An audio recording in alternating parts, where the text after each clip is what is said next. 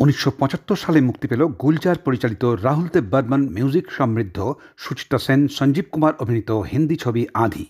Preview দেখে ইউনিটের সকলেই বললেন এ ছবি চলবে না, অথচ পরের বছরই ২৩তম ফিল্মফেয়ার অ্যাওয়ার্ডে নমিনেশন পেল ৭টি ক্যাটাগরিতে।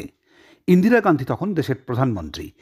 এক গাদা বিধিনিষেধ চাপিয়ে কাঁচির পর কাঁচি চালিয়ে সারা ভারতে মুক্তি না দেবার সত্ত্বেও টানা ২৩ সপ্তাহ হাউসফুল।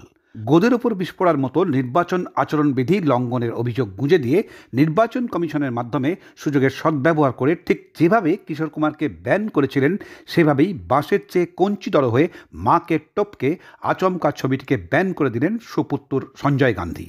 আর পরের লোকসভা নির্বাচনে গোহারান হেরে গেলেন ইন্দিরা। কিন্তু এই নির্বাচনে জিতে ক্ষমতায় এসেই জনতা পার্টি নিঃশর্তে সারা ভারতে রিলিজ করল ছবিটা। শ্রেষ্ঠ অভিনেতা অভিনেত্রী হিসাবে সঞ্জীব কুমার এবং সুচিত্রা সেন পেলেন ফিল্মফেয়ার অ্যাওয়ার্ড।